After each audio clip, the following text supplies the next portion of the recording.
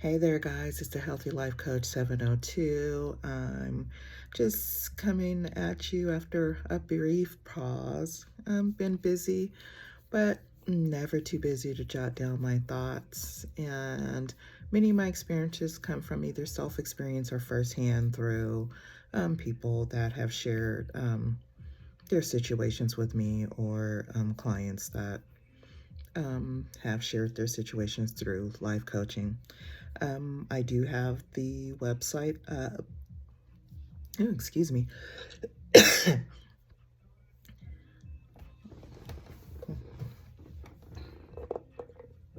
Sorry about that.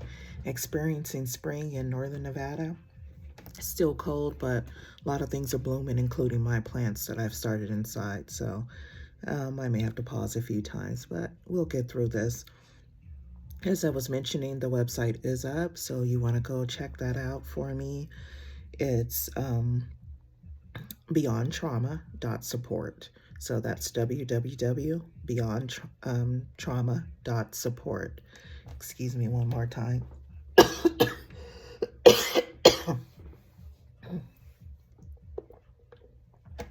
Like I said, we're going to get through this. I appreciate your patience. So what I wanted to touch bases on today is, I'm sure you're aware of all the different demonic things that are going on in the world. And one thing I want to hone in on is domestic violence and narcissistic abuse.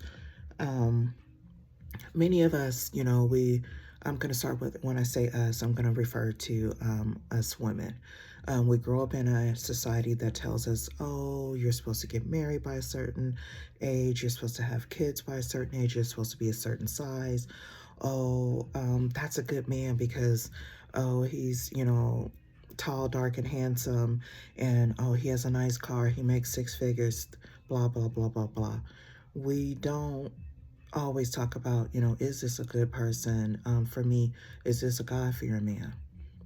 Is he spiritually grounded?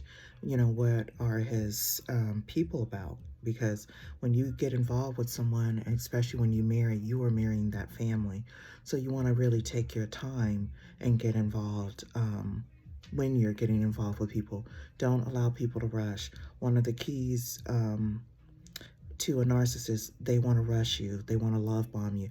Oh, everything is so great. We're spending all this time together, bringing all these different extravagant gifts, sending the roses, flowers, and so on to the job. And they just, met you, say, yesterday, which would have been Saturday.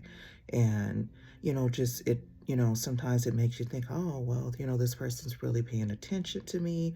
This is what I've been missing. Maybe this is the one. Or maybe this is the one narcissist that you don't need in your life.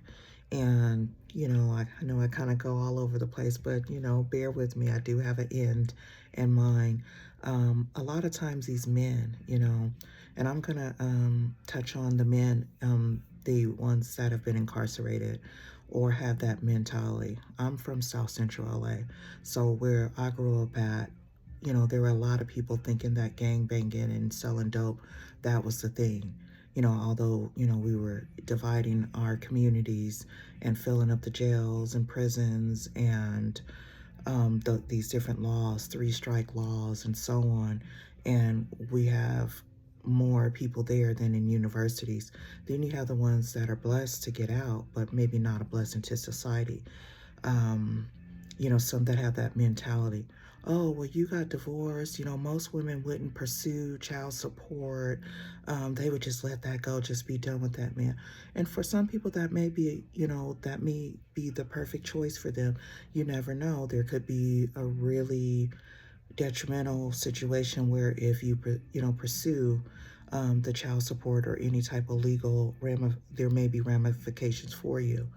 But, the tribe that I come from, yeah, we're not built like that. We're strong women, and we going to stand for what we believe in. And, if that means that somebody's going to try me or try, my tribe, there's consequences for them and legal ramifications for them. But yeah, someone made that comment and I was really appalled But, hey, we all come from different tribes. We all move differently, and we all have different thoughts.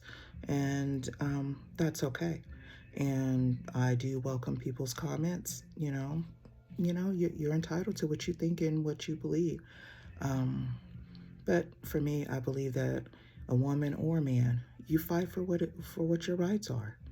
If you're dealing with a narcissist and he feels like, oh, you got a restraining order on me because I was acting a damn fool, and making your life and your children's life and your family around you, your neighbors and so on, a living hell, and oh, I'm going to punish you because I'm not going to pay child support. That's okay. That's what courts are for. And that's where, no matter how depressed you may be, and it may even be hard for you to get out of bed, I can relate. But even if that means you just get out of bed just to get to that computer or just to make that phone call to your domestic violence support system, whether that's a domestic violence office or whatever, even if you're making that phone call from bed, you know, do what you can do. Don't, let them, overwhelm you to the point where you feel like you have, you have nothing in your word and your means nothing. No, God has given you a voice. Use it, to the best of your abilities. And that may mean, honing into your village. You may have to ask others. I know some people have, been in domestic violence situations where some are unfortunately no longer here. Some are barely hanging on.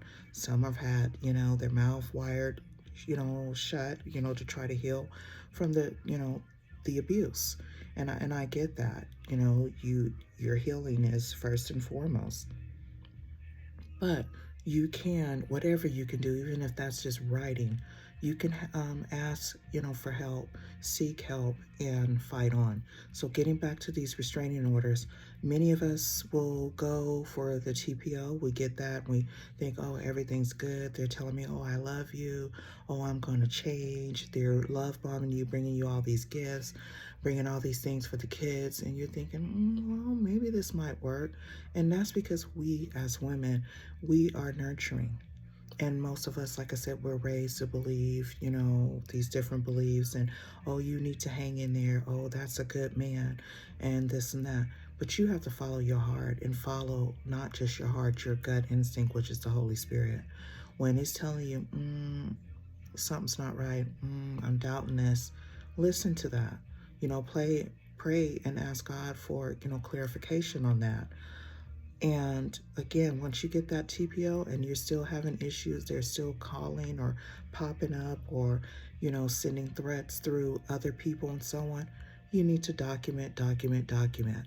And that means, document, making those calls to the police station so they can document, so they can press that DA to file if they're not in your local jurisdiction, so that DA can, get a warrant.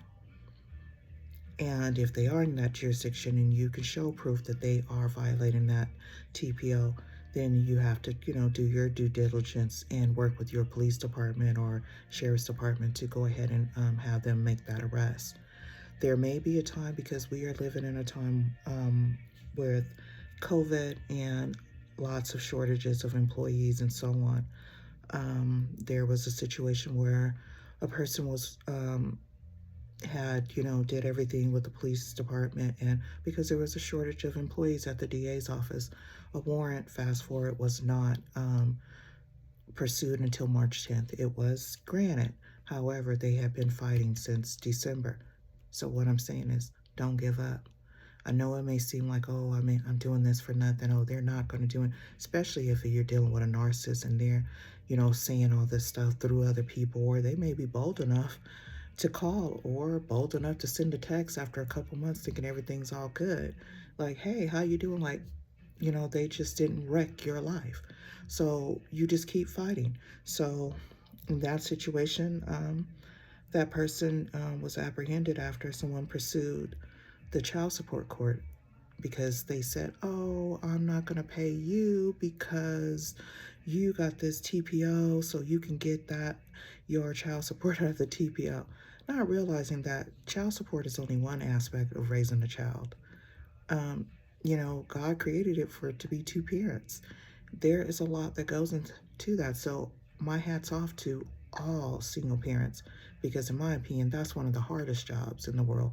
You're trying to balance your life, balance if you have more than one child, you're only one adult, trying to balance your time and give nurture and so on to each child. And it is a challenge. And financially, it's a challenge. So getting back to that, there was a situation where the person had to go ahead and pursue the child support order, and they were like, oh, you'll get this over my dead body, you're not getting nothing, blah blah blah.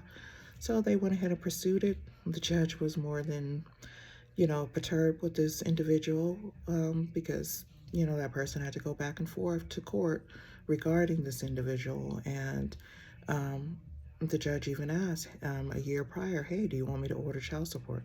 At the time, the person was complying and doing, contributing to child support, so they felt there wasn't a need to pursue it. But after this TPO, an extended TPO, or extended protection order, the person, the narcissist, decided to really show their behind. So long story short, that judge made a call to the jurisdiction where the warrant was. That person was arrested that night. So this is what I'm saying about don't give up. Keep pushing. No matter how, you may go to bed in tears, wake up in tears, but you lay those burdens down at the Lord's feet and know that he is working. You may even have to say, God, I know you're working. I trust you. I know you're going to work this out. And it may seem like as if you're hearing all this negative chatter, oh, they're not going to do this. Other people are delivering messages that, you may know. Also, you let that go. You don't incorporate that, just like, okay, whatever. Do what you need to do. And again, getting back to the situation with us being, dealing with COVID, which is not over, the shortages and so on. Those there's a such thing. It's different jurisdictions, different counties, different states. They have different laws. But for example, here in the state of Nevada, they have 48 hours on a bail hearing. So if they are brought into custody on a Friday, you could easily get a call from the DA's office on a Sunday saying, hey, we have to have this bail hearing, would you like to attend?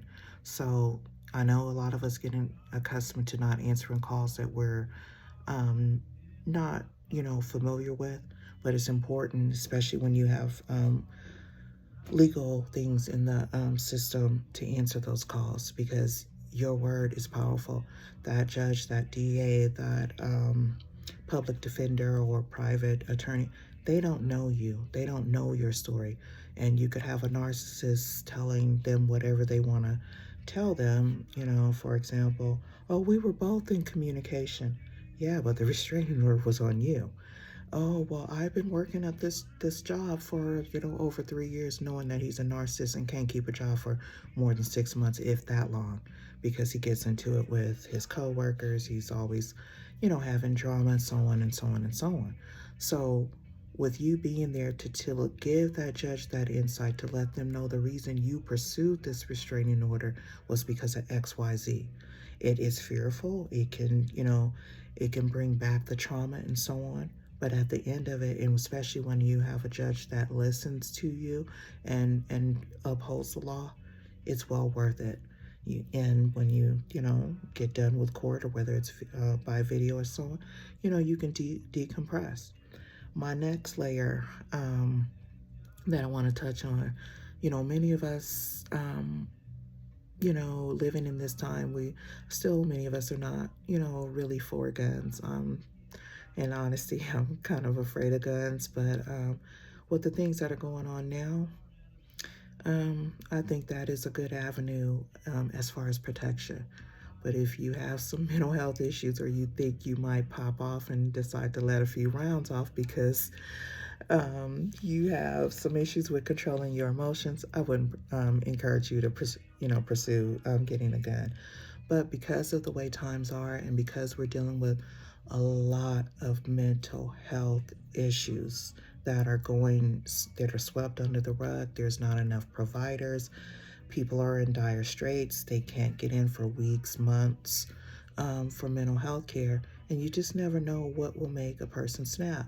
As we look at all these different school shootings here in America, I can't really wrap my head around what is really the cause, other than a lot of mental health issues, a lot of narcissists.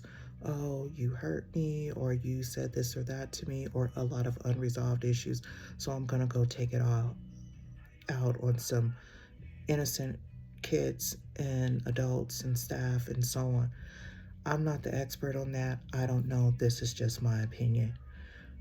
So again, with that in mind, and with all the different things that are going on in the world, and getting back to, if you are dealing with a narcissist, you are dealing with a volatile individual that you've had to pursue, a restraining order or multiple restraining orders, that is something you may want to look into. Consider the shortages. It may be a while before the police can get to you.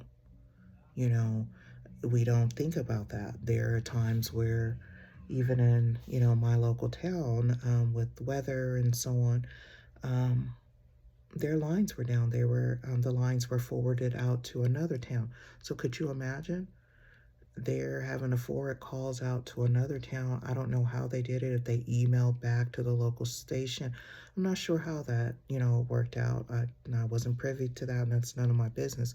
But it concerns me as a citizen, and knowing that we have a shortage of workers in the DA's office, a shortage of workers at the police departments and sheriff's departments, and so on. You may want to, look into some self-protection, and I encourage you to take even, other, self-defense courses, whether it's,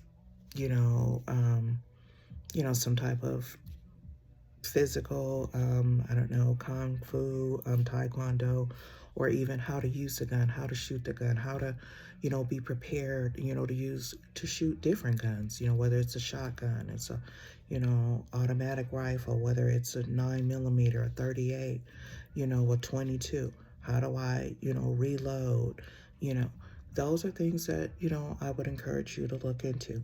But that's a whole nother video. But I was before not so much into guns, but now I'm starting to give a second thought. And it is all right. And especially if, you fall up under those guidelines where you are eligible to have one legally, I would encourage you to look into that. My last thing that, where I want to wrap up into, and I'm sorry if I'm looking down, I had a few notes here, because sometimes I kind of go all over the place. But, I want to look at our men and our boys that we are raising, and the men. We have a habit of, telling boys, oh, you shouldn't cry, you shouldn't this. We're encouraging them at a young age not to show emotion. So then as we get into being young ladies and dating these adult boys that have not learned how to deal with their emotions, they are closed off. And, we talk about the different sexual abuse and sexual assaults as it relates to females. Well, there's a high percentage of that happening to young boys and young males and so on. And they're, forced to stuff that down. Then it escalates into you're dating or you marry these men, and you're wondering, well, why, do I see these triggers of anger? And, it's not making any sense. That's because we're raising a society of young boys and men to not show these expressions. And, women, we're talkers. We take the time out to, for me, when my father was here, he would be like, okay, Queen, I'm going to send you a bill. But I love that man. My dad was always, even if I was in the wrong, or I was, traveling down the wrong road, I knew that I could always pick up the phone and call both my parents. And, they would tell me straight up if I was in the wrong, and I think maybe you should try it this way, or maybe you should, shake that person, and so on. Sometimes I listened, sometimes I didn't. But, as an adult, even as a child, there are consequences. So, on that note, many men don't have those friends, those homeboys, and so on, where they can call up and be like, man, I'm really struggling with this, or man, when I was a child, this is what happened to me. Whereas a woman, we usually have a few people that we can reach out to and really go deep with, whether it's the middle of the night or the early in the morning. They'll know, like, hey, oh, that's Ronnie on the line. She's calling me at 6 a.m. It must be something wrong because she doesn't, just call me at that time. So when you think about that, and these men and these boys are growing into men, and they're stuffing all these issues down, and they're not talking to people about it. And then you have the cultural aspect where they think, oh, going to see a mental health counselor, or looking at the other alternative therapies, or seeing talking with a life coach, a relationship coach. Oh no, that's not for me. Oh, we don't do that. That's not, in our culture to do that. That's for, those other people. So the long story short is, you got a bunch of men running around with emotional issues that they have not dealt with, and that, results in them, responding in a very aggressive or angrily way. And then, again, that breeds, a form of narcissism too, because it's all about me, me, me. And then they are not able to empathize with you because they've been taught that, their feelings don't mean anything, or they're not supposed to share those feelings. So how is that man supposed to be able to relate to you? How is that man supposed to be able to talk and so on openly with you if he hasn't been taught that? He doesn't know how to do that. And then, you have that other layer that, that misogynistic way of thinking, or that barbershop talk, or, all women are, and, women ain't, and, it's just about a conquest. It's about, oh, how many you can sleep with, and you just replace them. Well, if they're not taught to show, or even know what empathy is, they're taught to stuff their feelings down, then this is why these men cheat. This is why when you're having conversations with different men, and you're like, well, dang, doesn't he realize I'm a lady? And they're talking all vulgar, and you're like, wait a minute, I'm not, a dude, I'm a woman. I don't want to hear, you don't know me like that. We haven't had that conversation where it's okay to speak to me like that. And, you know, but because they haven't been taught to express or even have those open conversations where they can be receptive of a woman saying, hey, you're overstepping the boundary, that is offensive to me. I don't like the way you're speaking to me. Instead, it's like, oh, F that bra, she ain't nothing, or she thinks she this, or she's stuck up. So that is another aspect that I think we as women need to really look at, or, men, if, depending on your sexual orientation. These are things that you need to look at, when you're dating, or when you're, getting to know a family. How do they interact? Is there a history of domestic violence? How do they deal with that? Do they believe in therapy? Do they believe in, or, alternative therapies to, deal with the issues head on? Or do they say, oh, you just get through that? These are things that you want to be mindful of. And then to my ladies that are dealing with these men in prison, these men post prison, you have to look at if a person has gone, especially the ones, repeat offenders, the, you know, always going to jail, and it's never their fault. It's always, it's the man, or she set me up, or this and that and the other. The way I look at jails and prisons, they're not correctional facilities. There are some that have made some changes where they don't even call them inmates. They are dealing with the issues head on. If it's drugs, let's get them some treatment. And, they work from that way. But as we know, probably over 85% don't think that way. It is an income. They are housing people. And in my opinion, it is a place, it's a It's a place to breed narcissists because it's, dog eat dog. It's all about me and mine, what I want. And if that means I'm going to take your life over a radio in this prison, then that's what I'm going to do. If that means I'm 50, 60 years old and I'm still talking about gang banging and what set you from and what, and I did this and that to them because they had on this color at 50, 60 years old, or they coming out in society and still talking, on that level. These are things, ladies, you need to think about. Going and, listening to these guys that are, especially the repeat offenders that have, started as teens and escalated in a lot of violent offenses. You want to think about that. That stuff doesn't just go away. Are these people, have they sought any type of help? Does it, see that they're continuing to seek any type of help? Are they utilizing the different courses or classes that they provide in these jails and prisons, or are they just doing it just to make it look good on paper? And then on the next level, as far as that, you have to look at, these are the people that are coming out in society that are living next door to you, that are in that grocery store, and you accidentally, getting something off the shelf and didn't realize they had, come behind you, and they're ready to tear your head off. Because guess what?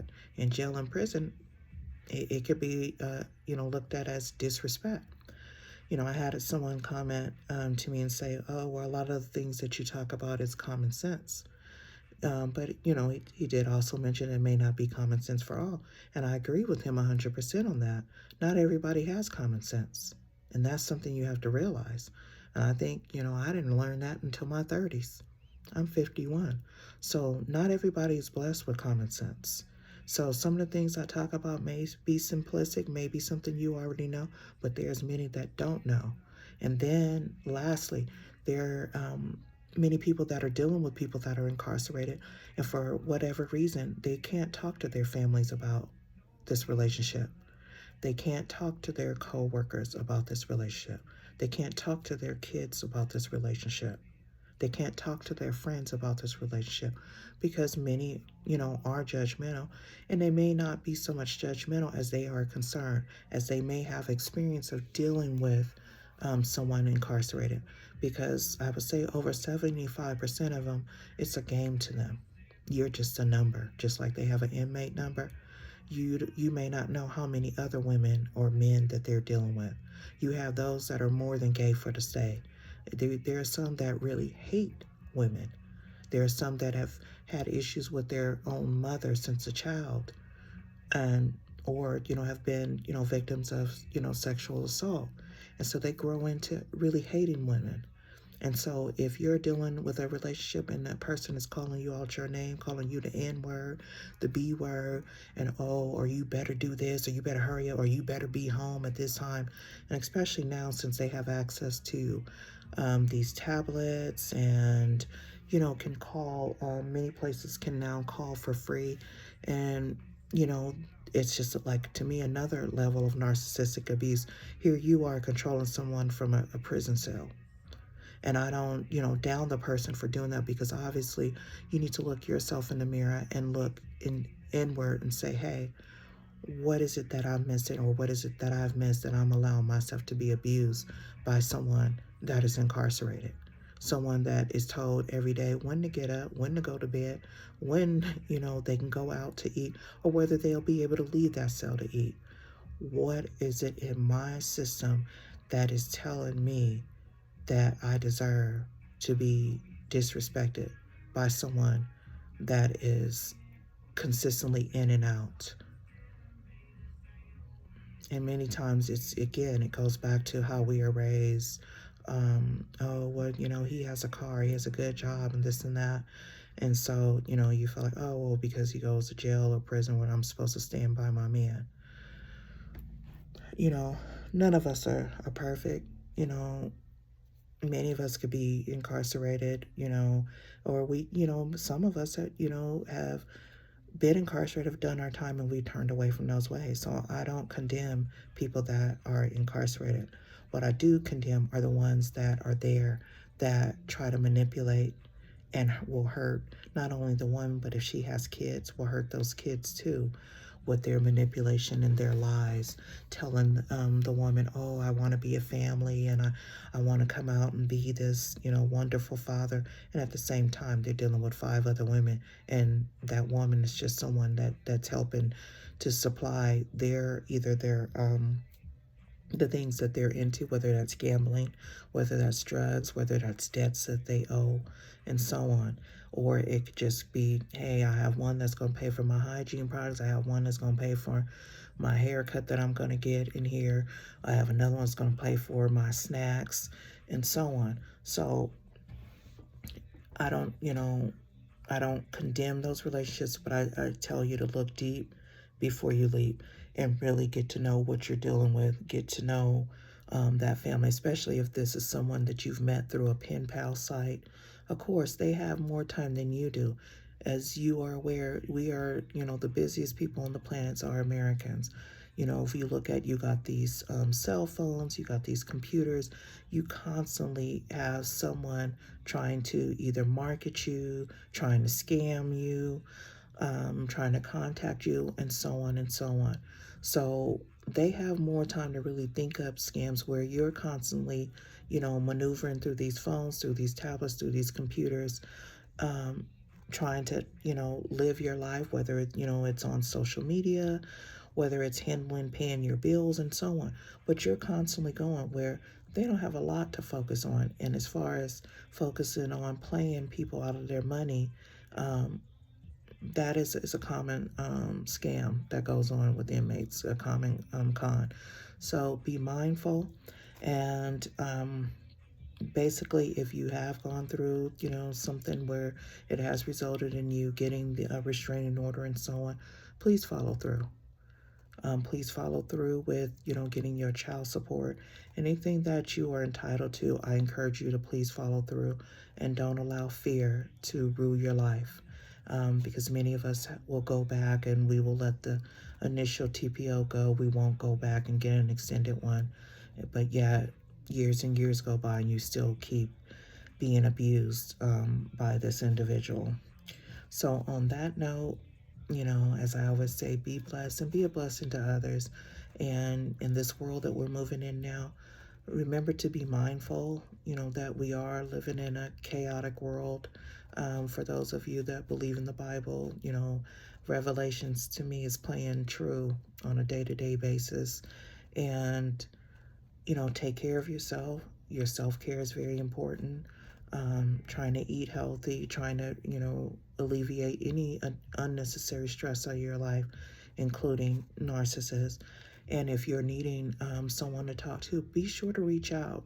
Don't give up. I know there's a shortage of providers and so on, but don't give up. And most of all, if this resonates with you, if you're on the YouTube platform, please feel free to like and share this video. And if you want to know when I'm going to make another video, click on that bell.